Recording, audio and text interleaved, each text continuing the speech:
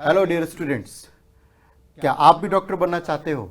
जी हाँ, हर बच्चे का सपना होता है एक सफलतम डॉक्टर बनना।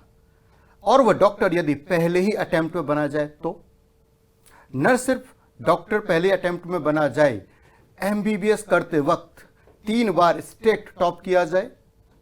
न सिर्फ एमबीबीएस करते वक्त 3 बार स्टेट टॉप किया जाए, एमडी भी यानी कि नीट पीजी भी पहले ही अटेम्प्ट में क्रैक करके मेडिकल की तैयारी और डॉक्टर बनने की तैयारी की जाए तो जी हाँ, इसी प्रकार की एक्स्ट्रा ऑर्डिनरी टैलेंट रखने वाली डॉक्टर तपस्या हमारे बीच हैं। डॉक्टर तपस्या, आपका उत्कर्ष यूट्यूब चैनल पर बहुत बहुत स्वागत है। और देखिए, आज के इस वीडियो में हम लोग जानेंगे कि किस तरीके से पहले अटेम्प्ट में नीट यूजी डॉक्टर तपस्या ने क्रैक किया, किस तरीके से नीट पीजी क्रैक किया। आज के इस वीडियो में बहुत सारे टिप्स एंड स्ट्रेटेजी आपको मिलने वाले हैं। और आपको जान के एक और खुशी होगी कि आज हमारे साथ दिनेश वैष्णव सर भी हैं, जिन्होंने बहुत लंबे समय से नीट और जेई के बच्चों को पढ़ाया है और जाने कितने ही डॉक्टर इंजीनियर्स बनाए हैं। सर, आपका बहुत बहुत स्वागत है। Thank you sir, thank you. तो देखिए, स्टार्ट करते हैं। सबसे पहले थोड़ी सी पारिवारिक पृष्ठभूमि से स्टार्ट करते हैं। आप हमारे साथ बने रहिएगा यदि आपका बनना है डॉक्टर बनना, राइट। यदि आपका सपना है तो हमारे साथ बने रहिएगा और इस वीडियो को थोड़ा शेयर कर दीजिएगा। ऐसे विद्यार्थी, ऐसे आपके फ्रेंड्स जो डॉक्टर बनना चाहते हैं यानी कि नीट की तैयारी करना चाहते हैं, वहां तक इस वीडियो को जरूर पहुंचाइएगा, क्योंकि आज टिप्स और स्ट्रेटजी का आपको खजाना मिलने वाला है। तो डॉक्टर तपस्या, सबसे पहले स्टार्ट करना चाहेंगे आपके फैमिली बैकग्राउंड से। तो एक बार आप बताएंगे स्टूडेंट्स को कि आपकी फैमिली में कौन कौन है, प्लस उनके नेम भी मेंशन कीजिएगा जी। मेरे पापा डॉक्टर डी.एस. राजपुरोहित हैं, वो सीनियर रेडियोलॉजिस्ट हैं उम्मीद हॉस्पिटल में, doctor SN. Medical college Jodhpur में। मेरी मम्मी हाउसवाइफ है। मेरे 2 छोटे भाई बहन हैं, कृतिका राजपुरोहित और ईशान राजपुरोहित। एक बीडीएस कर रही है और ईशान आईआईटी जेईई एडवांस्ड की तैयारी कर रहा है। और this is the best family I could have ever asked for. Of course it is. देखिए, सबसे पहले खुद नीट क्रैक किया और एमडी कर रहे हैं इस समय। इनके बाद इनकी छोटी सिस्टर भी लगभग ऑलरेडी सेलेक्टेड हैं और छोटा भाई भी आईआईटी की तैयारी अच्छा कर रहा है। तो सर, एक ऐसी फैमिली को किस प्रकार का आप उपाधि देना चाहोगे जिसमें पिता भी डॉक्टर बेटी भी डॉक्टर? जितना कहा जाए उतना कम है सर। बिल्कुल, इनके बिल्कुल। परिवार के बारे में डॉक्टर साहब है या तपस्या है, कृतिका है, ईशान है, मतलब ये तीनों बच्चे तो इतने सिंसियर बच्चे हैं ना। तीनों स्टूडेंट रह चुके हैं, ईशान तो अभी पढ़ भी रहा है जी। तो बहुत सिंसियर बच्चे हैं और ऐसे बच्चे मतलब को उनको सक्सेस जरूर मिलती है। बिल्कुल। सो डॉक्टर तपस्या, मेरा एक क्वेश्चन है फर्स्ट आपसे कि इतने सारे माइलस्टोन आपने अचीव किए। आपने फर्स्ट अटेम्प्ट में नीट यूजी क्रैक किया, फर्स्ट अटेम्प्ट में नीट पीजी क्रैक किया, इतने सारे माइलस्टोन आपने अचीव किए हैं, तो किस प्रकार की फीलिंग आती है? अलग तो कुछ हवा में है, कुछ एक अलग टाइप की फीलिंग आती होगी। तो इस सक्सेस पर क्या कहना चाहेंगे आप? बेसिकली सर, इस सक्सेस के पीछे ये था कि मैंने कभी इस बारे में सोचा ही नहीं कि अगर नहीं होगा तो क्या होगा। बस एक ट्यूब्यूलर विजन रखा कि मुझे ये क्रैक करना है, दैट्स इट। तो उसके दौरान कोई भी तरह का डिस्ट्रैक्शन, कोई भी तरह की एक्स्ट्रा एक्टिविटीज जो आजकल डिस्ट्रैक्शंस हम जिसको नेम करते हैं, करेक्ट, वो सब पिक्चर में नहीं आती। जब आपका ट्यूब्यूलर विजन होता है कि इसके आगे मैं ड्रॉप, मतलब जैसे हम कहते हैं ड्रॉप करने का सोच लेते हैं कई बच्चे ड्यूरिंग द प्रिपरेशन इटसेल्फ कि हम ड्रॉप लेके कर लेंगे। सेकंड ऑप्शन कभी भी लाइफ में ड्यूरिंग द प्रिपरेशन नहीं रखना चाहिए। सेकेंडली, अगर आप तैयारी कर रहे हैं तो आपको टॉप की तैयारी करनी चाहिए, टॉप को देखते हुए। ये नहीं कि मेरे को बस सेलेक्ट होना है, पास होना है, उस तरह का नहीं रखना चाहिए। आज अगर मैं नीट पीजी की बात करूं या यूजी की बात करूं तो मुझे मौलाना आजाद मेडिकल कॉलेज की तरफ देखना होगा। एम्स की तैयारी करूं तो एम्स दिल्ली की तरफ देखना होगा। तब जाके मेरी प्रिपरेशन को वो गैर लगेगा कि मैं उसको अपनी 100% अटेम्प्ट के साथ में पूरा कर सकूं एग्जामिनेशन। बिल्कुल, यानी कि यहाँ पर 2 इंपॉर्टेंट बात है दिनेश सर। एक तो यदि कोई बच्चा डॉक्टर बनने की तैयारी कर रहा है, किसी कॉम्पिटिशन की तैयारी कर रहा है, उसे डिस्ट्रैक्ट नहीं होना पड़ेगा। बिल्कुल, उसे एक स्ट्रेट लाइन पर चलना पड़ेगा। सेकंड, जो डॉक्टर तपस्या ने बात कही कि हायर द गोल्स, मतलब टॉप लेवल को देखना है। जब आप बड़ी तैयारी करोगे, बड़े गोल्स रखोगे, बड़ी मेहनत होगी, तो जब बड़ी मेहनत होगी, बड़ी तैयारी होगी, बड़े गोल्स होंगे, तो निश्चित कुछ ना कुछ बड़ा तो मिलना ही है। बिल्कुल मिलना है। और सोचेंगे छोटा छोटा छोटा, तो फिर छोटे मिलेगा। बिल्कुल।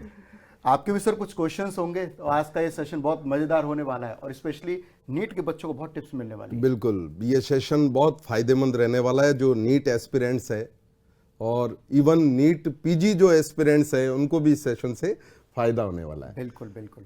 तो डॉक्टर तपस्या, आप ये बताएं कि अभी तक की आपकी जो जर्नी रही है उसके बारे में थोड़ा सा शेयर करें। हाँ, एक स्कूलिंग लाइफ से आप स्टार्ट हाँ। कर सकते हैं 10th से। हाँ सर। जी। हमेशा से पढ़ने का शौक था, तो सर पढ़ाई मतलब पढ़ाई जीवन है ऐसा कहते हैं सब मेरे बारे में, तो बस पढ़ाई का ही शौक था। तो मेरे ख्याल से पढ़ाई जब शौक बन जाती है तब ये कॉम्बिनेशन बहुत ही ग्रेट हो जाता है। तो जब मैं 10th में थी तो इंटरेस्ट था, डॉक्टर बनने का सपना था, तो 11th-12th में मैंने ज्वाइन किया, साइंस बायो लिया एंड कोचिंग की, और इतने ब्रिलियंट फैकल्टी से मुझे पढ़ने को मिला। दिनेश वैष्णव सर है, सौरभ बोरा सर है, इतना अच्छा combination of physics, chemistry and biology. हम लोग मतलब मुझे ऐसा लगता है कि मेरी लाइफ में जो कुछ हुआ है, सामने से जो मुझे मिला है वो बहुत ही बेस्ट रहा है, इसलिए आउटकम आ पाया है। तो दूसरों की ब्लेसिंग्स, बेस्ट विशेस, टीचिंग्स, इन सब ने बहुत हेल्प की। Plus regular studies, consistency is very important and self assessment is very important during the preparation. Tubular vision रखना बहुत ज़रूरी है। डिस्ट्रैक्शंस बहुत तरह के आते हैं। तो 11th-12th में बहुत सारे फेजेस भी ऐसे आते हैं, टफ टाइम्स आते हैं, where in you feel like हमसे नहीं हो पाएगा या नहीं कर सकते, but then that's the point where you have to stick to your goals कि नहीं हम कर लेंगे, हमने पहले भी किया है, आगे अच्छा ही होगा। पॉजिटिविटी बहुत ज़रूरी है। मैं खुद बहुत स्पिरिचुअल हूँ, तो एक स्पिरिचुअल टच अगर लाइफ में हो और एक अच्छा इन्वायरमेंट तो मिल ही जाता है डेफिनेटली, पेरेंट्स का, फैकल्टी का, तो वो सब कॉम्बिनेशन बहुत अच्छा रहा। तो 12th में हो गया, फिर SN मेडिकल कॉलेज मैंने ज्वाइन किया MBBS में। और सब्जेक्ट में इंटरेस्ट लेना बहुत ज़रूरी है। ज़रूरी पहले मतलब हम लोग ऐसा समझते हैं कि हर सब्जेक्ट पहले रिपेल ही करता है, कि वो पसंद नहीं आता, पर हमारी तरफ से एक एफर्ट होना चाहिए। बहुत बहुत टाइम लगता है MBBS में या 11th-12th में भी फॉर दैट मैटर, कि एक बार सब्जेक्ट की एक्सेप्टेंस आए। But no subject is bad, no subject is bad. At the end of the day आपको हर सब्जेक्ट बहुत अच्छा लगने लगेगा, और पहले रिपल्सिव नेचर होता है, हर सब्जेक्ट का होता है। तो ये MBBS की भी यही स्टोरी है, इतने सारे सब्जेक्ट्स एक साथ आ जाते हैं, बट देन आपको ये सोच के, हमेशा मैंने MBBS की पढ़ाई जब की थी तब ये सोच के की थी कि मेरे को जो मैं पढ़ रही हूँ वो मैं पेशेंट्स पे अप्लाई करने वाली हूँ, तो मैं कोई लाइन नहीं छोड़ सकती, कोई लाइन नहीं छोड़ सकती। मैंने ये लाइन छोड़ दी और यही पेशेंट मेरे सामने आ गया, तो मैं मेरी लाइफ की सबसे बड़ी फेलियर साबित हो जाऊंगी। Great thought. ये तो बहुत बहुत अच्छा। ग्रेट थिंकिंग है कि एक एक लाइन, एक एक वर्ड पढ़ना, इस तरीके से पढ़ना कि अगर ये लाइन मैंने ड्रॉप कर दी ना, और ये मेरे को लाइफ में चैलेंज मिला कि पेशेंट को ठीक करना है, वहाँ फेल हो गई तो जिंदगी में सबसे बड़ा फेलियर है। अमेजिंग, अमेजिंग तपस्या, अमेजिंग। और डॉक्टर के लिए इससे बड़ा कुछ भी नहीं हो सकता। डॉक्टर भगवान माना जाता है बिल्कुल सोसाइटी में। बिल्कुल। कंटिन्यू जी। और सर पापा मम्मी और भाई बहन, इन लोगों का कंट्रीब्यूशन तो मेरे पास वर्ड्स नहीं है। बेसिकली इन लोगों की वजह से ही मुझे एक प्लेटफॉर्म मिल गया है। मैंने जो कुछ अचीव किया है वो दूसरों की वजह से किया है। बेसिकली सर हमेशा मुझे यही लगता है कि भगवान बस मुझे रास्ता दिखा रहे हैं, चलाने का काम मेरे को सब लोगों की दुआएं हैं, faculty, family, everything sir, everything. पापा को इतना सर्व करते हुए देखा है ह्यूमैनिटी को, और मम्मी को उनका साथ देते हुए देखा है, उन्होंने वैसे ही मेरा साथ दिया है, बाकी भाई बहनों का साथ दे रही हैं। और बस MBBS के दौरान यही होता है कि हर सब्जेक्ट में इंटरेस्ट तभी आपको आता है जब आप उसको पेशेंट की नज़र से देखते हो। इनफैक्ट आप डिसेक्शन कर रहे होते हो, तब उस कैडेवर की, उस डेड बॉडी की भी एक इज्जत होती है, वो आपको सिखा रही है। पेशेंट अपने टीचर्स होते हैं बेसिकली MBBS के टाइम में। तो इसलिए मैं कोशिश करती थी कोई भी लाइन मिस नहीं हो, कोई भी चीज़ मिस नहीं हो, कोई ऐसा टॉपिक नहीं रहे कि कहीं मुझे कोई हेल्प मांगने आए और मैं हेल्पलेस हो जाऊं। तो एक फेलियर की तरह मुझे नहीं होना था। तो इस थॉट प्रोसेस के साथ जब मैं चली तब सब चीज़ें कवर होती गई। एट द एंड मेरे को 360 डिग्री व्यू मिला मेडिकल फील्ड का। तो जब 360 डिग्री व्यू मिल जाता है सर, तो फिर सब अच्छा लगता है कि बिल्कुल। हाँ सर। तो देखा आपने कि क्लास 10th से ही पढ़ाई का बहुत बड़ा शौक था, शुरू से पढ़ने में अच्छे रही हैं तपस्या, और साथ ही साथ पारिवारिक जो बैकग्राउंड है, स्पेशली जो वहाँ का माहौल है परिवार का, वो भी बहुत शानदार मिला। मम्मी डैडी का इन्हें सपोर्ट मिला, भाई बहन का सपोर्ट मिला, फैकल्टी की भी यहाँ एक अहम रोल रहता है, तो फैकल्टी का भी बहुत बड़ा सपोर्ट मिला। तो यानी कि सबसे पहले सर इसमें स्टूडेंट बहुत अच्छा हो, बिल्कुल परिवार में पढ़ाई का माहौल बहुत अच्छा हो, और आपको गुरु बहुत अच्छे मिल जाए, तो निश्चित रूप से फर्स्ट अटेम्प्ट में सफलता तो मिलनी मिलनी है। बिल्कुल ये कंक्लूजन यहाँ पे इन बातों का निकलता है। बिल्कुल। थोड़ा सा मैं मम्मी डैडी ने आपको किस तरीके से सहयोग किया, परिवार का किस तरीके से आपको सपोर्ट मिला, इस पर 1 मिनट और चर्चा चाहूँगा मैं। सर बहुत सारे फेजेस आते हैं लाइफ कभी आप टेंशन में हो, हाँ जी, कभी आप ऐसा रहा हो, फिर मम्मी आई हो बेटा नहीं नहीं ऐसे नहीं है, come on you can do it, dad आए हो कभी। हाँ सर, वो कॉम्बिनेशन जो मेरी लाइफ में है मम्मी पापा का, वो कॉम्बिनेशन बेस्ट कॉम्बिनेशन है सर। मतलब मम्मी बहुत ही इमोशनल सपोर्ट करती है और पापा मुझे स्ट्रांग बनाते हैं अलग तरीके से। मतलब वो स्ट्रेंथ वाली लाइन पे ले जाते हैं और मम्मी उसको इमोशनली ड्राइव कर देती है। तो it's a combination of both the factors कि मैं एक अच्छी सही पाथ पे चल पाती हूँ। होता है कुछ टाइम्स कुछ आते हैं जब टफ लगता है, सब कुछ डर लगता है, होता है, हर किसी की लाइफ में आते हैं, क्योंकि कुछ समझ नहीं आ रहा होता है। एमबीबीएस इतनी ब्रॉड है, मिशंस इतने ज्यादा होते हैं, कॉम्पिटिटिव वर्ल्ड है, बहुत ज्यादा कॉम्पिटिटिव वर्ल्ड है, हर कोई एक्सेप्ट नहीं कर पाता अपने फेलियर्स को और ये सब, तो बहुत ज्यादा कॉम्पिटिटिवनेस बढ़ गई है। तो उस दौरान मम्मी पापा ने मुझे बहुत स्पिरिचुअली भी सपोर्ट किया, प्लस रियलिटी से भी कनेक्टेड रखा कि नहीं ये रियलिटी है, ऐसा कॉम्पिटिटिव वर्ल्ड है and you have to go into it. जब तक इसके अंदर नहीं जाओगे तब तक कुछ नहीं होगा। आप बाहर बैठ के बस इसको देख के निराश रहेंगे तो कोई मतलब नहीं है। इसमें उतर के ही आपको प्रोग्रेस मिलेगी। तो बेसिकली पापा ने मुझे प्रिपेयर किया इस एनवायरनमेंट के लिए, मेडिकल बैकग्राउंड के लिए। उनको मैंने देखा है रोज सुबह शाम सेवा करते हुए, और मम्मी उनको सपोर्ट करते हुए। तो जैसे मम्मी ने उनको इमोशनली सपोर्ट किया, मम्मी मुझे भी सपोर्ट कर रही है। तो एक वर्क फ्रंट पे कैसा होता है और एक इमोशनली कैसे रहना है, तो दोनों का एक मिल जाता है। पापा मेरे को वर्क प्लेस के हिसाब से बता देते हैं और मम्मी मेरे को उसको इमोशनली कैसे हैंडल करना है वो बता देती हैं। तो it's the best combination. Plus बिल्कुल भाई बहन तो उनका तो कंट्रीब्यूशन ऐसा है कि मतलब वर्ड्स ही नहीं है मेरे पास। वो लोग ऐसे हैं कि किसी भी डल सिचुएशन को बहुत ही लाइवली और जॉली बना सकते हैं। तो किसी की भी एब्सेंस मैं इमेजिन नहीं कर सकती। कभी परेशान भी किया होगा उन्होंने पढ़ाई नहीं करने दी हो, शैतानी की हो? होता क्या, I think you are the eldest, तो होता क्या है जैसे आपने स्टार्ट की होगी प्रिपरेशन फॉर नीट एग्जामिनेशन, तो छोटे भाई बहन को पता चला कि दीदी डॉक्टर बनने की तैयारी कर रही हैं, तो पहले से डॉक्टर करना शुरू किया क्या घर में? डॉक्टर दीदी, डॉक्टर दीदी। यस सर, एक्चुअली उन्होंने छुप के एक नेम प्लेट बनाई थी, डॉक्टर तपस्या राजपुरोहित। क्या बात है। मैं जब 11th में थी तो वो मुझे गिफ्ट मेरे सिलेक्शन के टाइम पे की थी। तो मतलब तो ये तो राउंड ऑफ अप्लॉज छोटे भाई बहन के लिए बनते हैं भाई, जो भी इस वीडियो को देख रहे हैं, है ना। मतलब ऐसे छोटे भाई बहन जो बड़ी दीदी को देखकर अभी इससे कहते हैं जब वो क्लास 11th में है कि ये डॉक्टर तपस्या बनेगी, तो कितने पॉजिटिव होंगे सर, वो काफी पॉजिटिव होंगे, कितनी सारी होप्स जुड़ी होंगी, एक्सपेक्टेशंस होंगी। उनका खुद का मोटिवेशन इस बात से बढ़ गया होगा कि दीदी इतना अच्छा कर रही है। और एल्डेस्ट है तो जो बड़ा करता है घर में, तो उसे निश्चित रूप से जो यंगर हैं वो फॉलो करते हैं। बिल्कुल फॉलो करते हैं। तो चलिए सर नेक्स्ट क्वेश्चन की ओर बढ़ते हैं। स्टूडेंट्स और भी कुछ जानना चाहेंगे? तो तपस्या, आपने इतने सारे एग्जाम क्लियर किए हैं, नीट यूजी आपने फर्स्ट अटेम्प्ट में क्लियर कर लिया, एमबीबीएस आपने लगातार 3 सालों तक टॉप की, स्टेट टॉप किया, नीट यूजी आपने फर्स्ट अटेम्प्ट में क्लियर कर ली। तो इतने सारे एग्जाम आपने दिए और फर्स्ट अटेम्प्ट में आपने क्लियर किया है, आपने टॉप भी किया है।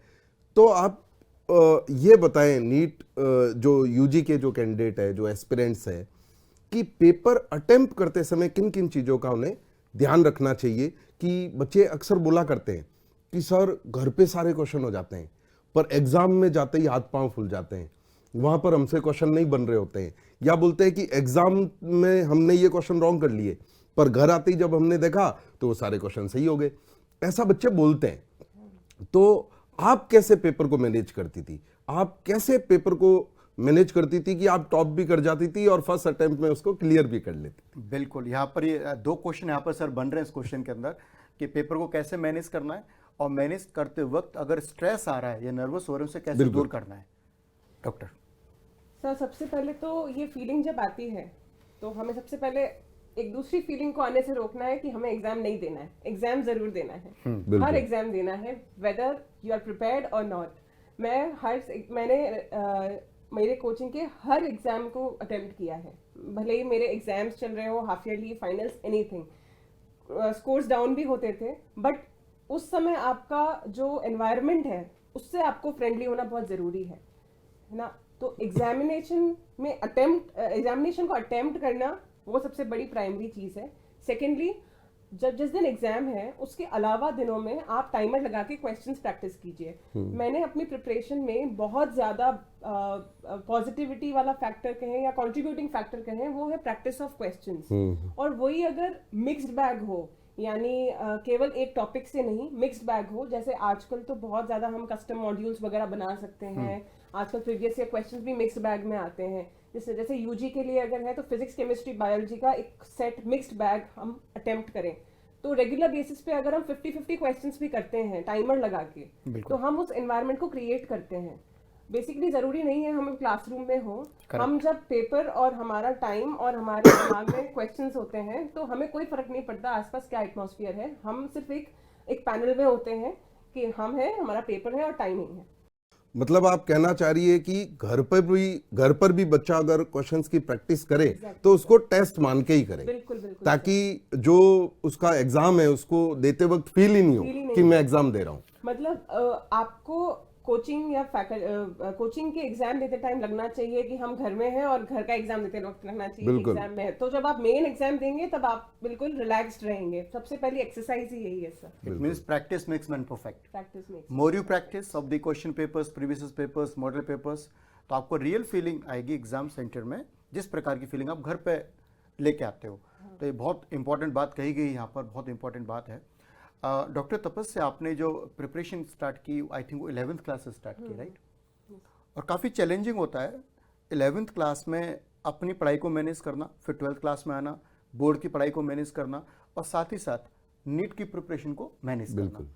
तो किस तरीके से आपने मैनेज किया इस चीज़ को, कि स्कूलिंग की पढ़ाई भी आपने अच्छे से की, वहाँ भी अच्छा स्कोर किया आपने, और नीट को तो फर्स्ट अटेम्प्ट में तो 4 ही डाला आपने। मतलब ये क्वेश्चन अभी जो नीट यूजी एस्पिरेंट्स देख रहे हैं सर, उनके लिए बहुत ज्यादा इंपॉर्टेंट है, क्योंकि अभी नीट की डेट जो है आज टाइम्स ऑफ इंडिया के लगभग हाँ वो तय है, हाँ मतलब जून 3rd वीक से 1st वीक ऑफ जुलाई तक आने वाली है। तो उनके लिए सर जो क्वेश्चन पूछा है एसवी सर ने, कि अभी जो बच्चों के पास समय बचा है उसमें वो उनको बोर्ड की प्रिपरेशन भी करनी है, 26 जो अप्रैल से उनकी सीबीएसई की डेट भी है, और 11th क्लास भी उनको पढ़ना है, और नीट यूजी की भी अच्छे से तैयारी करनी है, तो उसको कैसे मैनेज करें? बहुत अच्छा क्वेश्चन पूछा है सर आपने, और ये नीट एस्पिरेंट्स के लिए अभी अभी तक का बेस्ट क्वेश्चन है। बिल्कुल सर। बेसिकली जब मैंने तैयारी की थी 11th, मैंने सबसे पहले तो एक्सेप्टेंस लाई थी कि this will be a tough journey, so I will have to manage on sleep and extra curricular activities जो 10th तक चल रही थी, वो सब हो गया सर। बट जब ये बोर्ड वाला फैक्टर आता है सर, मैंने जैसे डिसाइड किया था, मैंने 11th अपनी ढंग से की। मैंने 11th में जो कोचिंग का मटेरियल था प्लस जो टेक्स्ट बुक का मटेरियल था वो एज अ होल कवर करने की कोशिश की। 11th 12th उसके बाद जो पीरियड आता है 12th जनरली थोड़ा जल्दी खत्म हो जाता है कोर्स, और उसके बाद हमें बोर्ड्स के लिए टाइम मिल जाता है। और जनरली जब बोर्ड्स होते हैं तब हमें बोर्ड्स के अंदर हर सब्जेक्ट के विद इन मतलब बीच में बहुत अच्छा गैप मिल जाता है। तो सर मैंने बोर्ड की तैयारी से पहले जो प्रिपरेशन लीव्स थी हर सब्जेक्ट के पहले, उसमें मैंने कोचिंग का मटेरियल भी कर लिया था, क्वेश्चंस भी कर लिए थे और टेक्स्ट बुक भी कर ली थी। बहुत ही बढ़िया। उसकी वजह से मेरा बोर्ड में परफॉर्मेंस भी अच्छा हो पाया और मेरी 12th तैयार हो गई।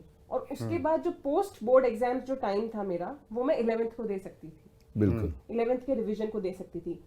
और मीनवाइल जब हम 11th 12th जब कोचिंग कर रहे होते हैं तब हमें मिक्स बैग मिल ही जाता है संडे एग्जाम्स में। तो संडे जो एग्जाम्स है या जो टेस्ट्स हैं, रेगुलर टेस्ट्स हैं, उसमें हमारी 11th की प्रैक्टिस थोड़ी बहुत हो जाती है। तो जो बेसिक कोर 11th है वो मैंने बोर्ड एग्जाम्स के बाद में शुरू की विद द कॉन्फिडेंस कि मेरा 12th तैयार है। तो आपके पास एक 11th 12th का अच्छा कॉम्बिनेशन हो जाता है एग्जाम से पहले।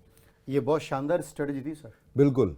थोड़ा सा और अपने वर्ड्स में और थोड़ा बच्चों को समझाइए, क्योंकि आप काफ़ी पढ़ाते हैं बच्चों, मैंने देखा है। तो डॉक्टर तपस्या ये कहना चाह रही है कि जैसे आपके 26 अप्रैल से बोर्ड का एग्जाम है, तो बोर्ड के एग्जाम तक आप 12th पर फोकस करें। आपकी जो 12th की एनसीईआरटी है या कोचिंग इंस्टीट्यूट का आपका जो स्टडी मटेरियल है, वो अप्रैल तक तो आपको उसी पर ध्यान देना है। और जो आपको एक गैप मिलेगा नीट और सीबीएसई बोर्ड के बीच में, उस गैप में बच्चों को सर जो 11th क्लास की है वो अच्छे से रिवाइज करना है उनको। तो बोर्ड के लिए एनसीईआरटी अच्छे से हो गई, बिल्कुल। नीट के लिए 12th अच्छे से हो गई, और बोर्ड के बाद में जो गैप मिला उसमें 11th भी अच्छे से हो गई, तो नीट फोड़ क्या हो गया। बिल्कुल, ये यहाँ पर क्रिस्टल क्लियर हो चुका है। आप देखिए, आपको टिप्स मिल चुकी है किस तरह से 11th और 12th को आपको मैनेज करना है, साथ ही साथ नीट की तैयारी को भी मैनेज करना है। क्लियर है यहाँ तक सभी को? बात करें हम लोग नीट की, तो उसमें 3 सब्जेक्ट्स मेन है, बायोलॉजी हो गया, केमिस्ट्री, फिजिक्स हो गया। तो केमिस्ट्री को किस तरीके से मैनेज किया जाए, किस तरीके से अच्छा स्कोर कर सकते हैं? क्योंकि बायोलॉजी के बच्चों का जो होता है ना, फिजिक्स केमिस्ट्री थोड़ा सा वीक रहता है, तो मैथ्स में हाथ तंग होता है ना उनका। आपने किस तरीके से केमिस्ट्री को मैनेज किया और क्या कैसे मैनेज कर सकते हैं, क्या टिप्स देना चाहेंगे? फिजिक्स केमिस्ट्री बायो तीनों अलग अलग तरह के सब्जेक्ट्स हैं, पर मुझे केमिस्ट्री थोड़ा सा बायो और फिजिक्स का कॉम्बिनेशन ही लगता था।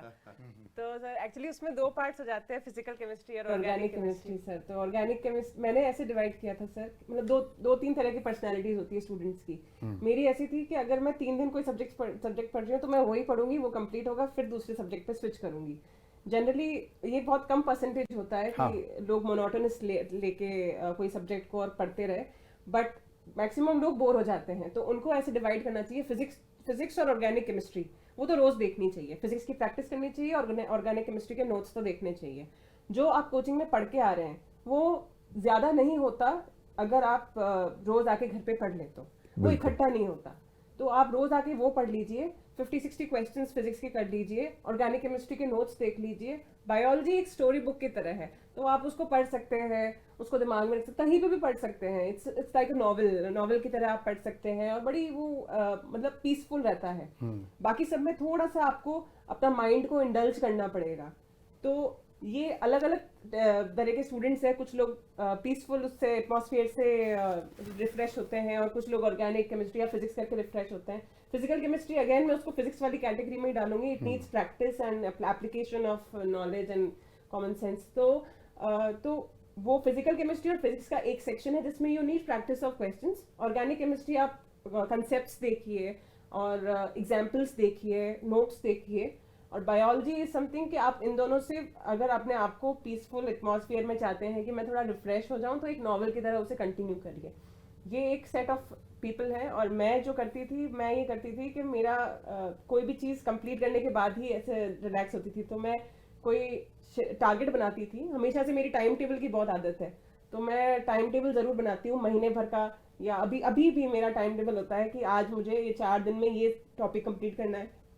तो टाइम टेबल मेरा केजी क्लास से बनता है। मम्मी पापा बनाते हैं, तो हमेशा से खेलने का भी टाइम फिक्स होता है। एक बार ऐसा इंसिडेंट हुआ था कि कुछ कारणों की वजह से मैं खेलने नहीं जा पाई थी और 5 मिनट रहे थे, तो मैं 5 मिनट खेल के वापस आ गई थी कि मेरा पढ़ने का टाइम शुरू होने वाला है।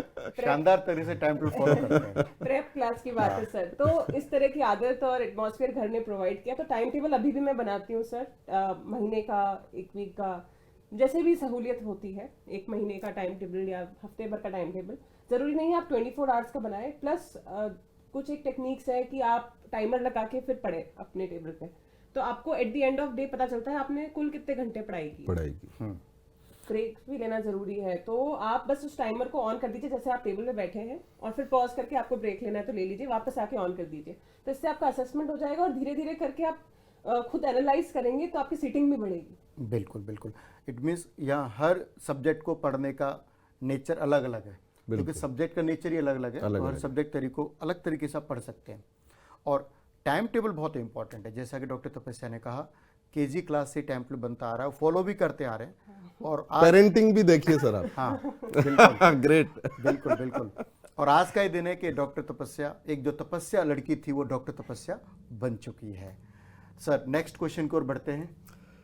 तो तपस्या, अभी नीट यूजी एस्पिरेंट्स को ध्यान में रखते हुए एक क्वेश्चन मैं आपसे करूंगा कि जो बच्चे ड्रॉप कर रहे हैं, मतलब 12th पास के बाद जो ड्रॉपर बैच में अभी कोचिंग कर रहे हैं, तो उनके लिए PYQs यानी प्रीवियस ईयर्स जो क्वेश्चंस है वो कितना इम्पोर्टेंट है, या आपने क्या जब नीट यूजी की प्रिपरेशन की थी तो लास्ट के 1 या 2 महीना क्या आपने PYQs के लिए कुछ अलग से किया था जिससे आपको नीट में फायदा हुआ?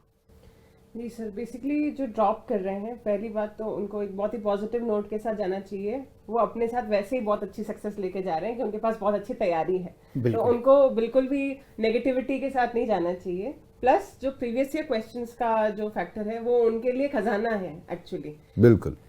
उसको प्रीवियस ईयर क्वेश्चंस को मैंने पर्सनली 2 महीने पहले एग्जाम से, नीट यूजी से पहले मैंने किया था और एज अ टेस्ट किया था। प्रीवियस ईयर क्वेश्चन पेपर्स निकाल के उस पेपर को पूरा एज इट इज दिया था, और एक ही सिटिंग में आई थिंक सर टाइम थोड़ा कम पड़ रहा था, ऐसा कुछ हो रहा था, तो मैंने दिन में 3-3 पेपर, 4-4 पेपर भी किए हैं सर। बहुत हार्ड वर्क, काफी हार्ड वर्क किया। तो और फिर जब वो शौक बन जाता है तब आप कस्टम मॉड्यूल्स बना लीजिए, अपने आप से क्वेश्चंस कहीं से इकट्ठे करके 180 क्वेश्चंस का सेट बना लिया, तो उससे क्या है कि वो उसको एग्जाम की तरह ही देना है और उसको असेस भी उसी तरह से करना है, क्योंकि 1-2 महीने वाला पोर्शन जो होता है उसमें हमारी तैयारी अटमोस्ट हो जाती है, अच्छी वाली हो जाती है। और बाकी प्रीवियस ईयर क्वेश्चंस जो ड्रॉपर बैच है स्पेशली, उनके लिए बहुत बड़ा खजाना है। अगर उन्होंने क्वेश्चंस को प्रैक्टिस कर लिया तो उन्होंने वो कॉन्फिडेंस गेन कर लिया जो एक क्रैक करने के लिए इम्पोर्टेंट है। यानी कि प्रीवियस ईयर्स के पेपर्स जरूर करें, लेकिन उसी तरीके से करें जिस तरीके से आप एग्जाम में बैठेंगे। प्रॉपर टाइमर यूज करें और एग्जाम देने के बाद उसका एनालिसिस भी उसी तरीके से करें जिस तरीके से एनटीए करता है। बिल्कुल। और उस पेपर देने का, वैसे डॉक्टर तपस्या तो कह रही है कि वो 3-4 पेपर भी दिन के कर लेती थी, बट कम से कम एक पेपर तो बच्चों को करना चाहिए और उसी टाइम स्लॉट में करना चाहिए जो नीट का टाइम है। बिल्कुल। जैसे फॉर एग्जांपल नीट का टाइम 2 से 5 है, तो 2 से 5 के स्लॉट में कम से कम दिन का एक पेपर तो नीट एस्पिरेंट्स को अभी से देना स्टार्ट करना चाहिए, ताकि बच्चों की क्या होती है सर, एक बायोलॉजिकल क्लॉक, जैसे 2 बजे सोने का समय हो गया, 1 घंटा सोना है, तो नीट एग्जाम में वो फील नहीं हो। इसलिए आपको उसी टाइम पीरियड में कम से कम एक पेपर तो नीट का प्रीवियस ईयर्स का करना चाहिए, उससे बहुत फायदा होगा। इंसिडेंट याद आ रहा है मुझे, एसआई में मेरा एक फ्रेंड था, एसआई की प्रिपरेशन कर रहा था वो, तो उसमें फिजिकल होता है, तो वो सुबह डेली 5 बजे दौड़ता था, और जब फिजिकल देने गया तो वहाँ दोपहर के 1 बज रहे थे और वो नहीं दौड़ पाया। इसका मतलब ये हुआ यदि वो 1 बजे प्रैक्टिस करता तो निश्चित रूप से वैसा ही हो जाता। अगर भाई सुन रहे हो उस वीडियो को माइंड मत करना यार। तो सर काफ़ी पढ़ाई लिखाई की बातें हो चुकी हैं, एक लास्ट बात और करते हैं पढ़ाई लिखाई की, क्योंकि एमडी कर रहे हैं, ठीक है, तो एक बार थोड़ा सा एमडी के बारे में बताइए, फिर एमडी करने के बाद आपकी प्लानिंग क्या लाइफ को लेके, थोड़ा इस पर चर्चा करते हैं। जैसा मैंने देखा है, पापा को देखा है और डॉक्टर्स को देखा है, तो एमडी का दिमाग में मेरा फर्स्ट डे से था कि मुझे तैयारी करनी है और फर्स्ट अटेम्प्ट में निकालना है। और एक ऐसी इच्छा थी हमेशा से सेंट्रल इंस्टीट्यूट में जाने की, एम्स दिल्ली का ख्वाब था ऐसा कि बस पूरा हो जाए, एम्स में हो जाए सर, जो कि बहुत ही टफ टास्क माना जाता है, बहुत टफ। उसमें एक अलग पैटर्न का उनका रहता है, क्वेश्चन फॉर्मेट अलग तरह का रहता है। तो अगर आपने एमबीबीएस के दौरान थरली स्टैंडर्ड बुक्स पढ़ी हैं, कोई शॉर्टकट्स नहीं अपनाए हैं, स्टैंडर्ड बुक्स पढ़ी है, उनके क्वेश्चंस किए हैं और पोस्टिंग्स में पेशेंट्स को देखा है। सबसे बड़ी बात, लोग पोस्टिंग स्किप करके तैयारी करते हैं, क्लासेस स्किप करते हैं, फिर बुक से पढ़ते हैं। तो एक कॉम्बिनेशन होना चाहिए बुक्स और क्लिनिकल एक्सपोजर का। उससे क्या होता है कि जैसे ये सेंट्रल इंस्टीट्यूट स्पेशली, इनमें ऐसे क्वेश्चंस आते हैं कि हम बड़े पेज का क्वेश्चन आता है कि हम ऐसा पेशेंट आ रहा है, ये कंप्लेंट्स के साथ आ रहा है, आप बताइए अब आप क्या करेंगे, और 4-5 ऑप्शंस होते हैं, उनको अरेंज करना होता है, इस तरह के पजलिंग क्वेश्चंस आते हैं। तो बेसिकली मेरा हमेशा से एम था कि मैं एक अच्छे सेंट्रल इंस्टीट्यूट में जाऊं, और फॉर्चुनेटली सर ये हो पाया आज। तो बहुत एमडी आप किससे कर रहे हैं? एम्स जोधपुर से। एम्स जोधपुर से, और किस ब्रांच में कर रहे हैं? ऑफ्थेल्मोलॉजी में कर रहे हैं। ग्रेट, यानी कि I think study of eyes. बिल्कुल बिल्कुल सर। तो देखो डियर स्टूडेंट्स, एम्स जोधपुर से कर रहे हैं, आंखों में कोई डिफेक्ट हो ना आगे चल के, डॉक्टर तपस्या इज ऑलवेज रेडी। और डॉक्टर भी इतनी ग्रेट होगी जितनी स्टूडेंट है ये। कुछ हल्की फुल्की बातें भी कर लेते हैं। पढ़ाई लिखाई में तो बहुत तेज आप रहे हो, एकेडमिक्स आपका बहुत स्ट्रांग रहा है। हॉबी क्या है आपकी? जैसे कभी टाइम पास करना हो, कभी लेजर टाइम है, तो व्हाट्स योर हॉबी? हाँ, पढ़ाई के अलावा कुछ करना हो आपको तो क्या करना चाहेगी इसके लिए? सर अगर मेरा area of interest after studies है तो वो फैमिली है। तो बात है। सबसे पहले मैं क्या फैमिली बात के पास जाके अपना टाइम स्पेंड करती हूँ। हम लोग घंटे घंटे भी आराम से बात कर लेते हैं और रिलैक्स हो जाते हैं। हर एक की अपनी पर्सनैलिटी है, सब अपनी अपनी लेवल पे आ जाते हैं और बहुत खुश होते हैं। उसके अलावा मैं आर्ट एंड क्राफ्ट करती हूँ, पेंटिंग्स करती हूँ और घर में काफ़ी लगी हुई है, कुछ कलेक्शन है तो मैं पेंटिंग्स करती हूँ। इसके साथ साथ मैं लिटरेचर वगैरह पे भी बहुत इंटरेस्ट है, तो डिबेट्स बहुत की है मैंने। अपने कॉलेज टाइम में भी, स्कूल टाइम में भी डिबेट्स की है, क्विजेस किए हैं और स्पीचेस करी हैं, ग्रुप डिस्कशंस किए हैं। तो सर लिटरेचर की तरफ थोड़ा इंक्लिनेशन है, लिखती भी हूँ खुद भी। कुछ कोई भी टॉपिक हो, एक्सर्प्ट्स लिख लिए या कुछ स्टोरीज लिख ली या पोएम्स लिख ली, तो वो सब एक एस्केप होता है। आपके दिमाग को एक डायरेक्शन मिलती है कि हाँ नहीं, हमने पेपर पे उतार लिया, वी आर नाउ। मतलब हॉबी भी ऐसी है जैसे डॉक्टर वाली। डॉक्टर वाली बिल्कुल है ना। जॉइंट फैमिली में रहना, सबसे बातचीत करना, जो आज के टाइम में बहुत जरूरी, बहुत इंपॉर्टेंट है। अक्सर देखा है अपना अपना फोन लेते हैं लोग और बिल्कुल सोशल मीडिया पे शुरू हो जाते हैं। फिर लिटरेचर में इंटरेस्ट होना, ये भी काबिल तारीफ है। स्कूल टाइम से ही डिबेट्स में, क्विजेज में पार्टिसिपेट करना, तो मल्टी टैलेंटेड हैं डॉक्टर तपस्या, बिल्कुल।